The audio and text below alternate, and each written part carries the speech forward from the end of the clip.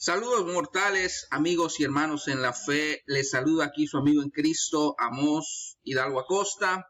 Y en esta hora quiero hablar acerca de un personaje importante dentro del movimiento anabaptista y lo que se conoció como la Reforma Radical.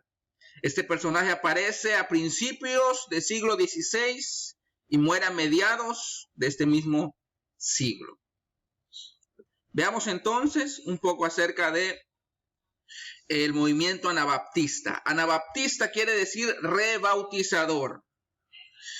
La reforma iniciada por Lutero debía ir más lejos si verdaderamente quería ser obediente al mandato bíblico.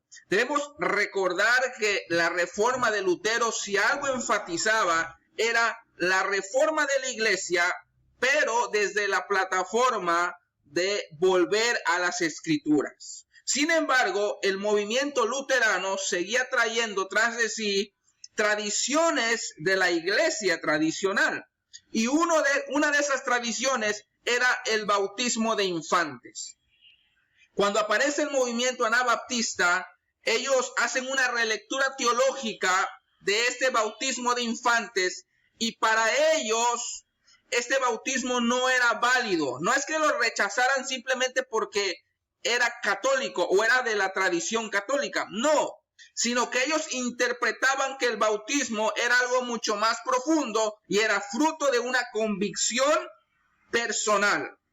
Es decir, que el bautismo de infantes daba a entender que se es cristiano sencillamente por haber nacido en una sociedad cristiana. Pero para poder ser parte del cristianismo hay que tomar una decisión y el fruto y la evidencia de esa convicción es precisamente el bautismo. Dentro de este movimiento anabaptista surge Melchor Hoffman. Él era un talabartero y era un predicador laico. Debemos recordar que después precisamente de la obra de reforma con Lutero, de proveer la escritura en el lenguaje del pueblo, aparecieron muchos predicadores laicos. Dentro de ellos estaba Melchor Hoffman. Había sido primeramente luterano, después pasó por la doctrina de Zwinglio y finalmente se hizo anabaptista en Estrasburgo, Alemania. Él fue un predicador apocalíptico que surge en medio de la persecución que estaban sufriendo los anabaptistas. Él predicaba que el día del Señor estaba cercano y que la nueva Jerusalén sería establecida en Estrasburgo. Predijo que sería encarcelado 6 meses y luego vendría el fin.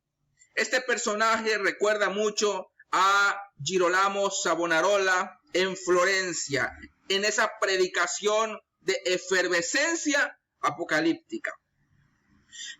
Este predicador Hoffman, con esta ideología de insurrección, abandonó totalmente el pacifismo inicial del anabaptismo.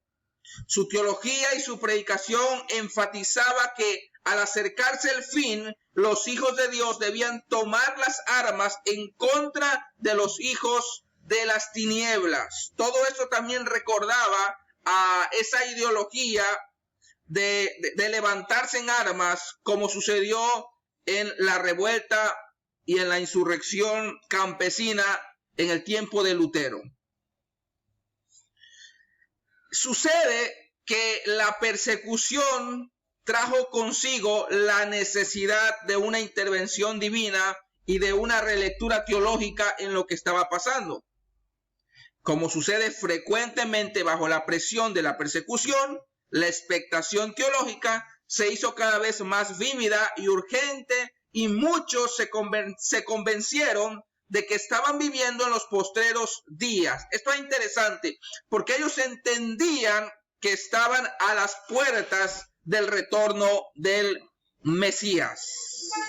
Así como se escribió el libro de Daniel del Antiguo Testamento y el libro de Apocalipsis en el Nuevo Testamento en tiempos de persecución, asimismo la predicación de Hoffman se da en un tiempo de persecución hacia los anabaptistas.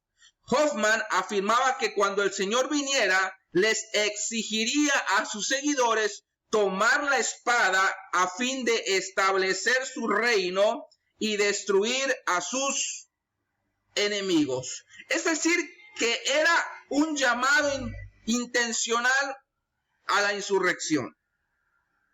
Aunque no se cumple en el tiempo de Hoffman esta ideología que él predicaba, la semilla queda plantada y da fruto en los discípulos de Hoffman, entre ellos Juan Leyden.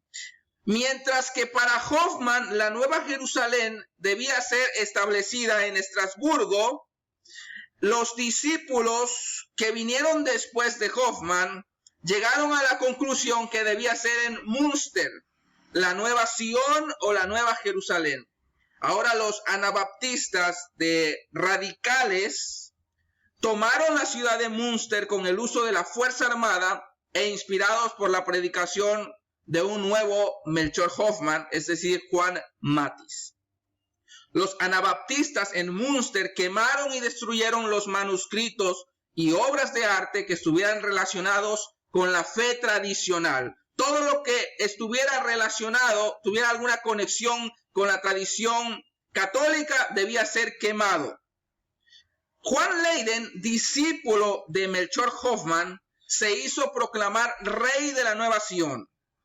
Y apelando a la autoridad de los patriarcas, declaró que en Münster, es decir, que en esa Nueva Jerusalén, se debía practicar la poligamia. Es decir, que toda esta ideología, toda esta filosofía teológica apocalíptica desencadenó un caos a causa del fanatismo. Todo esto fue extraído de dos fuentes del mismo autor, de Justo L. González, Historia del Cristianismo y Historia abreviada del pensamiento cristiano. Eso es todo. Muchas gracias.